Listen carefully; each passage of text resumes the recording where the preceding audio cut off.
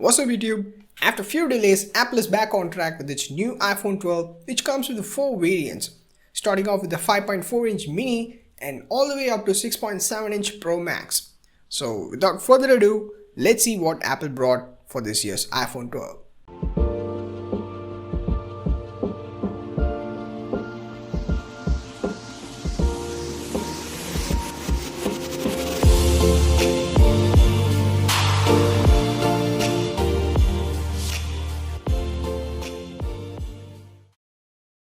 Let's start off with the design.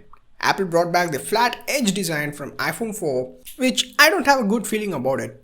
Since we usually keep our phones in our pocket, the flat edge design of the iPhone will barely be visible on the denims and might feel uncomfortable. And holding it on the hands will give a different feeling, which is very positive.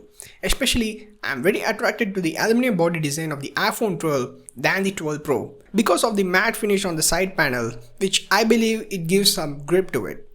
Either way, you guys gonna buy the protective case which rules out those aesthetics. Apple states that it's 11% thinner from the iPhone 11, so overall, I love the change in design and it's very attractive to me. This time, Apple brought up the mini iPhone concept, which still holds all the internals as same as the normal iPhone 12. The only difference we could spot is the change in screen size and $100 less than the normal 6.1-inch iPhone 12. Which I appreciate Apple for taking that move without degrading any internals or the design aesthetics of the mini iPhone. And if you look into the Pro models of the iPhone 12, it even adopts the flat edge design and comes with the stainless steel body, where the back of the iPhone is kind of a matte finish and side panels are very polished and glossy, which attracts a lot of fingerprints. And this is the reason why I love the iPhone 12. All the iPhone 12 models comes with the IP68 ratings, where you could drop your phone up to 6 meters for 30 minutes in water. And in the note given by the Apple, the warranty is not covered for any liquid damage. And I feel weird about it, even though it has IP68 water dust resistance. It's nice that the Apple brought up the Super Retina XDR display, aka OLED panels, to all of the iPhone 12 lineup this time. So I give a big thumbs up to that. The iPhone 12 mini has only two major differences from the normal iPhone 12. They are the screen size and the battery capacity, which the mini variant has around 200-2000 mAh battery, while the normal iPhone 12 has around 2800 mAh battery. The mini variant of the iPhone 12 has a 5.4-inch display, while the normal iPhone 12 has 6.1-inch display. And the interesting fact about this display is that it has 1200 nits of brightness with HDR support. In addition to that, it has a 2 million to 1 contrast ratio, which means the photos and videos that you watch on this display have more colors and much more vibrant to watch. And the thing which I miss the most is the 120Hz refresh rate panel, where most of its competitors have caught up on that, and Apple is still behind it, giving their new lineup with 60Hz refresh rate panel. And I believe that iOS 14's animation and transitions will do the job to keep up its competitor high refresh rate panel. And these facts also applies to the Pro models, where I couldn't find any difference with them. So there comes another big thumbs up to that. Speaking of display, Apple brought up a new protection for the display and they call it the ceramic shield, where they use up a new material called nano ceramic crystals, and Apple claims that it is harder than most of the metals and gives 4 times better drop performance compared to the previous iPhone 11, which means it can survive unintentional drops to an extent, which Apple says it's a breakthrough in glass technology. And I'm impressed that this ceramic shield coating for the display is available on all iPhone 12 lineup this year. When it comes to the iPhone cameras, it's always top notch. And the way the Apple maintains the color profile of each photo have gone to the next level. This time Apple have focused on the night shots and HDR technology on the iPhone 12, which previously on iPhone 11 night shots were only available on the wide lens, but this time both the ultra wide and wide lens is capable of capturing the night shots, and it's even more better.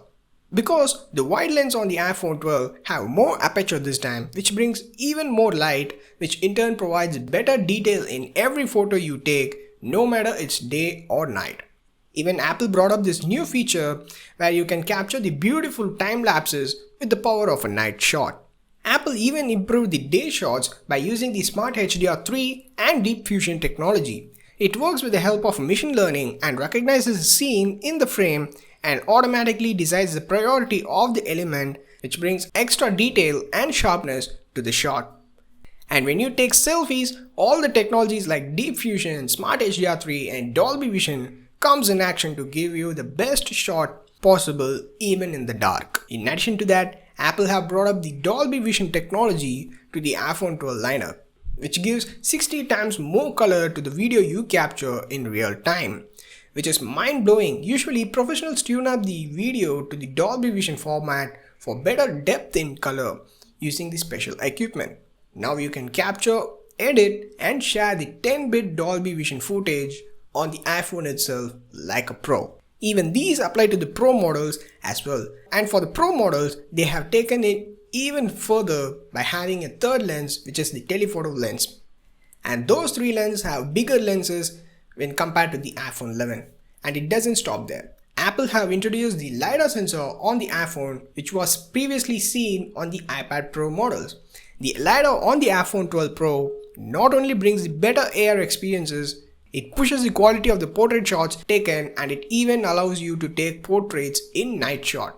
And for the Pro Max model, the wide lens is much more bigger and the image stabilization have gone to the next level by having a sensor shift technology, which counteracts the hand movements by adjusting the sensor of the lens instead of the lens itself. And how could I miss this powerhouse of the iPhone 12? All these camera features and intelligence in the MagSafe are all powered by the powerful A14 chip, which is most hyped processors in the technology industry. And it's due to its size. It's a 5nm chip and its predecessors have dug the path to the Apple Silicon, which is an ARM based processors, and it's a huge leap for Apple MacBook lineup. So this A14 chip on iPhone 12 is very powerful. It has a 6-core CPU and a quad-core GPU enabling 11 trillion operations per second. And this is the reason why Dolby Vision was possible on the iPhone 12, because it has the industry-leading computational power.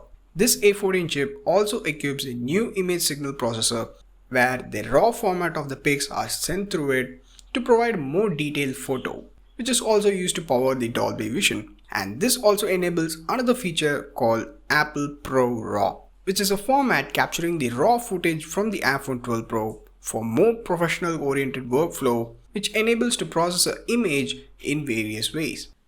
Wireless charging on the iPhone 12 lineup have improved by having a MagSafe technology. This MagSafe equips a bunch of coils and sensors to check what attaches to the phone, and the phone reacts to it accordingly. Even the new iPhone protective cases comes with the MagSafe to attach other accessories like MagSafe leather wallet. Introduction of this new MagSafe is very thoughtful, but I am very much worried about the health concerns about the MagSafe and how it will react to our body if we expose it for too long through our pockets. And finally, 5G. This time, all the iPhone 12 models equips all the bands of 5G, thanks to the sub-6 GHz antenna and millimeter wave antenna on the iPhone, which is very nice to have, but according to me, it's too early and 5G coverage is not wide enough. And here's my final thoughts on the iPhone 12. This year iPhone lineup doesn't have that much of innovation. It's just a change in design and improvement in camera segments and magnetic accessories, which previously seen on the old MacBook Air used for charging. If you have an iPhone 10 or 11, well, please don't upgrade to this iPhone 12 just for the sake of 5G. And if you think you want more power to your day-to-day task, well, iPhone 12 is the choice. And for the people who are entering the Apple ecosystem, well, iPhone 12 or 12 mini is the best choice for you guys. And the most controversial part of the iPhone 12 is the box which comes in. Apple have removed the earpods and the charger from the box to save up the environments against the e-waste, which is appreciated.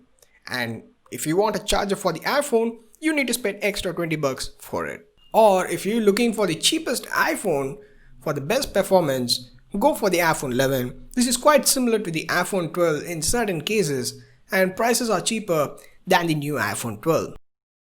And that's it for the video. I hope you guys enjoy watching it. Thank you for watching. Do leave a like, comment, and I'll try to answer as much as possible. And subscribe to have more videos like this.